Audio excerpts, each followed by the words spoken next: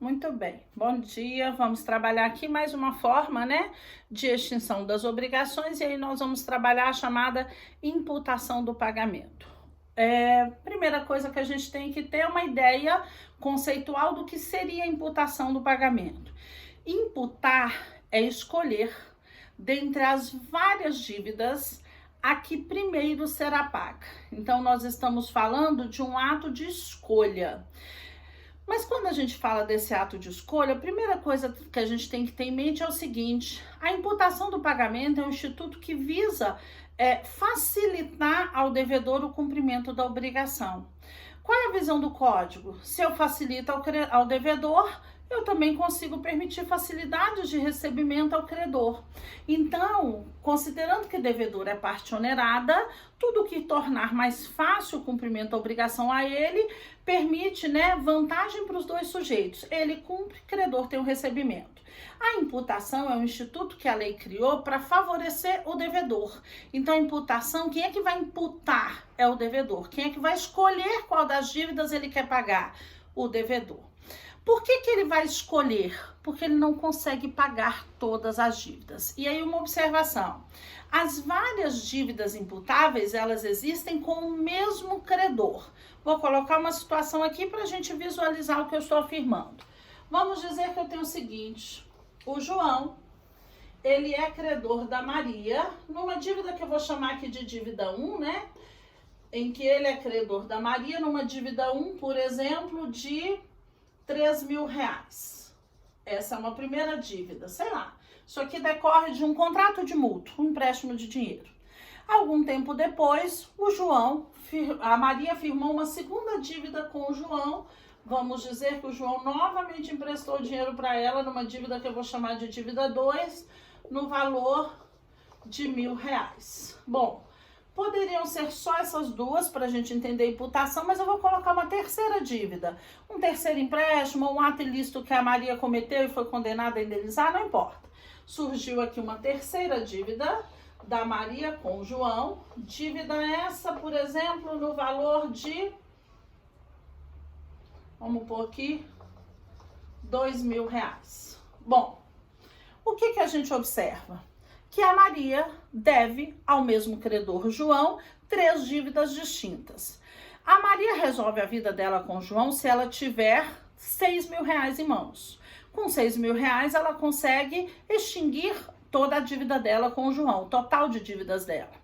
Mas vamos dizer que a Maria não tenha os R$6.000 em mãos. A Maria hoje tem, por exemplo, R$3.000 em mãos. Bom, com R$3.000, o que a Maria consegue fazer? E foi essa análise que o legislador fez. Com R$3.000, a Maria consegue ou quitar a dívida 1 de R$3.000 ou quitar dívida 2 e dívida 3, que somam R$3.000. Então, a Maria passa a ter opções. Se ela tem opções, o que a lei entende? Maria, então você vai escolher, dentre as várias dívidas, a que primeiro será paga. Aí ela vai escolher, ela vai falar: João, eu tô aqui com R$3.000, eu quero quitar a dívida 1, ou eu quero quitar as duas outras dívidas. Ela que escolhe. Por que ela vai escolher? Para facilitar a ela, posteriormente, o cumprimento das obrigações que ficarem em aberto. Isso é imputação pagamento. É muito comum a gente identificar as pessoas falando assim: se a Maria tivesse aqui, por exemplo, R$1.000, a Maria poderia imputar o pagamento? Veja bem, a imputação é um direito potestativo, ele é imposto. A Maria chega na presença dos requisitos e fala: eu quero quitar primeiro esta dívida. Então, a imputação consiste na quitação. Para que a Maria tenha escolha, tenha direito de imputar, ela tem que escolher. Para ela escolher, ela tem que ter a opção de quitar mais de uma dívida. Então, aí que ela vai escolher. Ou eu posso quitar essas duas, ou eu posso quitar com essa. Então, com R$3.000, ela consegue resolver duas situações distintas. Ou eu quito duas, ou eu quito uma, de acordo com o que ficar mais viável para ela. Se ela tivesse R$1.000 em mãos, quais seriam as opções dela? Ou quitar a dívida 2, ou abater 1.000 na de 2.000 e 1.000 na de 3.000. É possível fazer pagamento parcial, abater uma parte da dívida? Mas aí a gente tem uma particularidade. Nós estudamos o Aliud Pro Ali e a gente sabe que credor não é obrigado a receber prestação diversa da convencionada. Receber 1.000 numa dívida de 3.000 é pagamento parcial. Isso vai depender de aceitação do credor. Se é aceitação do credor, é acordo de vontades, então não é exercício de direito potestativo. Não seria imputação. Então, a imputação, ela tem que me permitir a quitação de pelo menos 2 das dívidas. Bom, visto isso, identificando o cabimento da imputação, o que nós sabemos até então? A imputação é um direito de escolha sobre qual das várias dívidas primeiro irá se quitar, escolha que pertence ao devedor em dívidas comuns que ele tenha com o mesmo credor. Mas para que haja imputação-pagamento, o legislador ele estabelece a presença de requisitos obrigatórios. E aí vamos entender isso. São 4 requisitos que o legislador considera obrigatórios. Primeiro requisito que eu tenho que identificar para que eu faça a imputação. Eu tenho que estar na presença dessa situação. Várias dívidas comuns com o mesmo credor. Esse é o primeiro requisito. Eu preciso ter 3 dívidas? Não, eu preciso ter, no mínimo, condições de 2 dívidas. No mínimo 2 dívidas com o mesmo credor. Mas aqui, por que eu coloquei 3 dívidas? Para a gente ver essa possibilidade de se quitar mais de uma dívida. Então, eu tenho que ter várias dívidas com o mesmo credor. Segundo requisito, essas várias dívidas, elas têm que ser fungíveis. O que eu quero dizer com a fungibilidade? Elas têm que ter mesma natureza. É o caso aqui, ó. Dinheiro no dinheiro. Se todas as minhas dívidas são em dinheiro e eu estou mandando dinheiro para o credor, eu tenho possibilidade de escolher. Mas se, por exemplo, a Maria deve numa dívida 1, 3.000 reais ao João, e numa dívida 2, ela deve um carro ao João, se a Maria manda dinheiro para o João, está claro que ela só estaria pagando a dívida 1, que consiste no pagamento de 3.000 reais. Por que não caberia imputação pagamento? Porque credor não é obrigado a receber prestação diversa da convencionada. Lembre-se que a imputação é algo imposto, é um direito potestativo. Como é que eu vou falar assim, João? Eu quero, com a quantia X, quitar o carro que eu te devo, abater o dinheiro no carro. Se isso depende de acordo de vontades. Então, não cabe imputação se as dívidas não tiverem mesma natureza. Terceiro requisito para que haja imputação ou pagamento. Eu tenho que ter liquidez das várias dívidas. O que é a liquidez? É a precisão do objeto da obrigação de modo a se apurar o seu valor econômico. Então, as várias dívidas, elas têm que ser líquidas, por uma razão óbvia. O João é credor da Maria numa dívida 1, que consiste no pagamento de 2.000 reais. Então, tem liquidez, porque tem precisão do valor econômico.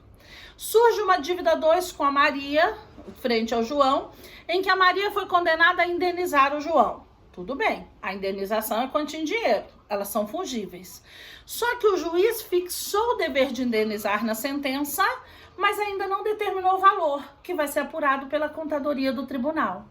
Quer dizer que existem 2 dívidas, uma em que a Maria deve 2.000 reais ao João, mas a segunda dívida, que é de indenizar, a Maria ainda não sabe o valor. Se ela não sabe o valor, ela não consegue pagar. Se ela não consegue pagar, ela não tem como imputar. Como é que ela vai escolher essa para pagar se ela ainda não sabe o valor? Então, as várias dívidas imputáveis, elas têm que ter liquidez. É o que acontece aqui nessa situação 3. Bom, quarto requisito da imputação. Eu tenho que ter, portanto, vencimento. Por que vencimento? Volto a repetir.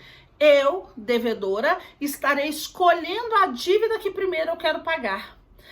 Quer dizer, então, que essa dívida tem que ser exigível, porque credor não é obrigado a receber antes do vencimento. Eu, devedora, posso até falar, eu quero pagar antes do vencimento, mas se o credor não quiser, ele não é obrigado a aceitar. Então, como é que eu vou impor esse meu direito a ele? Eu não teria esse direito.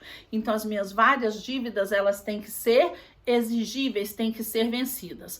Podem estar no vencimento, ou já pode estar correndo juros, Podem já estar em atraso, mas desde que elas sejam exigíveis. Então, no mínimo, para imputar, minha dívida tem que ser exigível nesta data de hoje. Bom, presentes os requisitos, eu vou escolher, vou imputar. Então, aqui se a Maria escolher, quero quitar dívidas 2 e 3. Qual a consequência?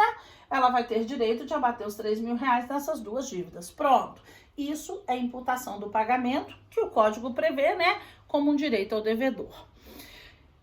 A imputação, ato de escolha. Aí a gente para e pensa assim, como é que um simples ato de escolha já pode resultar numa forma de extinção da obrigação? É porque quando você imputa, você está imputando para pagar. Eu já estou escolhendo porque eu vou realizar o pagamento. Por isso que o ato de escolha é tido como forma de extinção, ainda que, né, não tenha havido o pagamento. Eu escolhi para pagar, por isso que eu estou extinguindo. O Código Civil, ele traz o cabimento da imputação pra gente. E aí vamos entender isso lá no artigo 352. Olha o que o legislador fala. A pessoa obrigada, por 2 ou mais débitos da mesma natureza. Quem é a pessoa obrigada por 2 ou mais débitos? O devedor. Olha a lei inserindo o direito de escolha ao devedor. Débitos da mesma natureza, tá trazendo a fungibilidade. Há um só credor, então tá mostrando isso aqui, né? Que os débitos têm que pertencer a um só sujeito.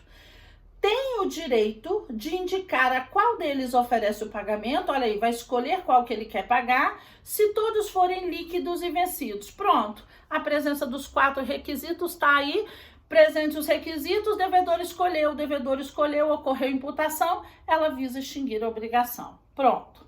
Mas o legislador, ele vem e fala o seguinte...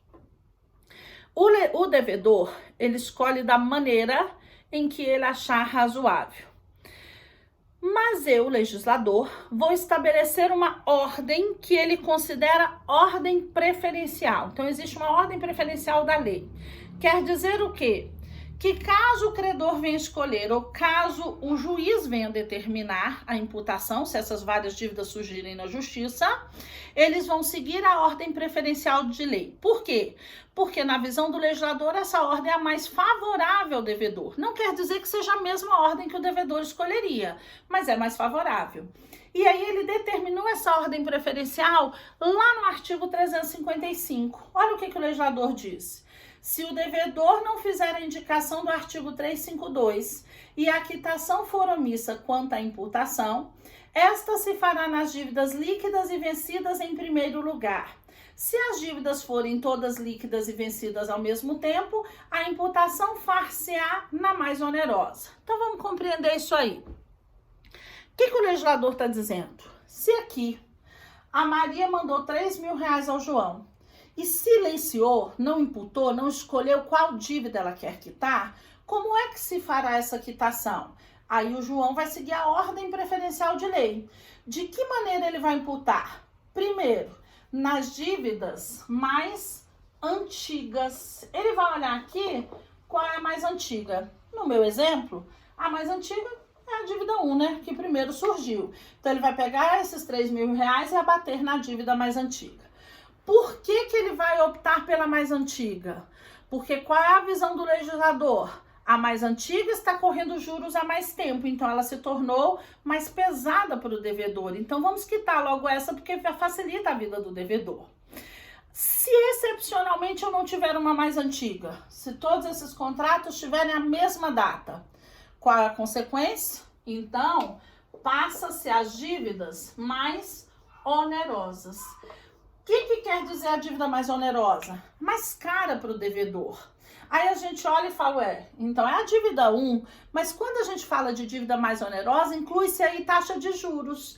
Então, às vezes, a dívida mais onerosa é essa aqui, ó, a de R$1.000, que tem uma taxa de juros mais alta. Então, essa é a primeira dívida que o credor vai imputar o pagamento. Então, na ausência de escolha pelo devedor, credor escolhe e prevalece a escolha de lei. Se for o judiciário a determinar, vai seguir o critério da lei. Bom, mas é possível que essa situação aconteça. O devedor não fez a escolha, quem escolheu foi o credor. Apesar do credor seguir a ordem da lei, portanto, escolher a que é mais favorável ao devedor, isso não quer dizer que esta seria a escolha feita pelo devedor. Pensando nisso, estabeleceu o Código Civil lá no artigo 353. Olha o que ele fala. Não tendo o devedor declarado em qual das dívidas líquidas e vencidas quer imputar o pagamento, se aceitar a quitação de uma delas, não terá direito a reclamar quanto à imputação feita pelo credor, salvo provando haver ele cometido violência ou dolo. O que o legislador está contando aqui pra gente? Devedor mandou o dinheiro pro credor. Credor não se manifestou. O credor é que vai fazer a escolha. Devedor não é obrigado a aceitar a escolha do credor. Mas se ele silenciar, vai prevalecer a escolha do credor. Porque, né, ele está seguindo a rigor a escolha da lei, não é prejudicial ao devedor. Salvo se o devedor comprovar que o credor cometeu violência ou dolo. O que seria essa violência ou dolo? Vícios de consentimento, né? Se ele cometeu, a violência seria a coação, né? Ou o dolo, que é o ato de enganar, ludibriar. Se ele comprovar a existência desses vícios, ele vai anular, vai existir anulabilidade da escolha feita pelo credor. E aí o devedor escolhe. Se, no entanto, não existiu violência ou dolo, credor escolheu, o devedor silenciou, acabou, prevalece a escolha do credor. Bom, o Código Civil estabelece no primeiro momento somente, né, com maior rigor, essas normas pertinentes à imputação, porque, na verdade, a imputação é um instituto sem grande complexidade, né? É um instituto que visa ser feita uma escolha para extinguir a obrigação. Mas aí, quando ele está falando das normas da imputação, existe um outro critério de imputação legal que está estabelecido lá no artigo 354. Olha o que o legislador fala. Havendo capital e juros, o pagamento imputar-se-á primeiro nos juros vencidos e depois no capital, salvo estipulação em contrário, ou se o credor passar a quitação por conta do capital. Então, vamos entender isso. Vamos dizer que a Maria deva ao João uma dívida repartida da seguinte maneira. De capital, ela pegou a quantia de R$3.000. Esse é o capital. A dívida tem um percentual de juros que hoje se encontra no montante de R$1.000. Bom, como é que a Maria resolve a vida dela? Se ela tiver em mãos R$4.000, porque hoje ela deve ao credor dela R$4.000. Mas a Maria não tem R$4.000. A Maria tem em mãos R$3.000. O que acontece? Com R$3.000, quais são as opções? Maria poderia quitar ou a dívida 1, o capital, ou a 2, os juros, né? Dívida 1 ou 2 só repartindo, né? Capital e juros, mas ali nós estamos falando do mesmo negócio jurídico, da mesma obrigação. Só que o que o legislador fala? Maria, toda vez que a gente fala de imputação, o direito de escolha é seu, de devedora. Mas quando a dívida for repartida em capital e juros, eu, Código Civil, vou estabelecer a regra. Qual é a regra? Paga-se primeiro os juros, só depois o capital. Então, aqui, qual seria a opção da Maria com R$3.000? Quitar os juros e ver se o João recebe os R$2.000 restantes nesse capital. Por que a lei está determinando isso se isso não favorece o devedor? Porque não favorece. Para o devedor, o que seria melhor? Abater primeiro o capital. Porque se ela abate o capital, o que acontece? Diminui-se a incidência de juros proporcionalmente. Então o legislador virou e falou, não, mas nessa hipótese paga-se primeiro os juros e só depois o capital. Por que isso? Qual é a visão do legislador? Ele então determinou o seguinte, se eu, legislador, não gerar equilíbrio, eu vou ter uma estabilidade na economia do país. E o nosso ramo mexe diretamente com a economia do país. Então, quando a dívida é repartida em capital e juros, por que ele determinou pagar primeiro os juros e só depois o capital? E ainda continua correndo juros, né?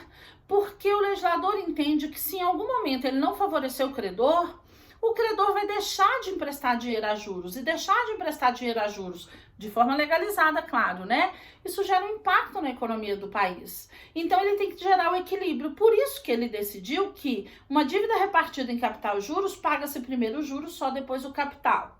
Essa é a regra.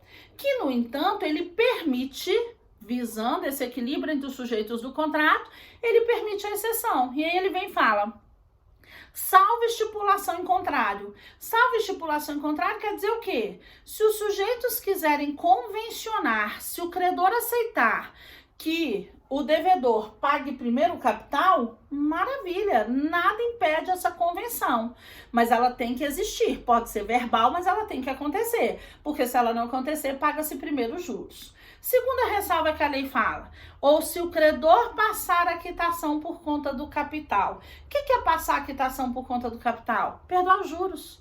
Então é possível que o credor fale, não, tudo bem, eu vou abrir mão dos juros, pago o capital. Pronto, se quitou a dívida no capital, presume-se pagos os juros. Então ele estaria nessa hipótese perdoando a possibilidade de pagamento de juros.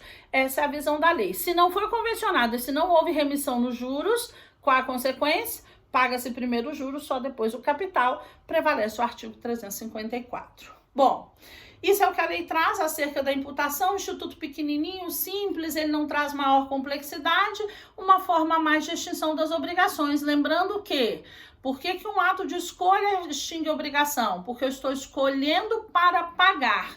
Então, quando eu faço essa escolha, eu estou extinguindo, ok? Então é isso. Muito obrigada, tá? Até a próxima. Um abraço a todos, se cuidem.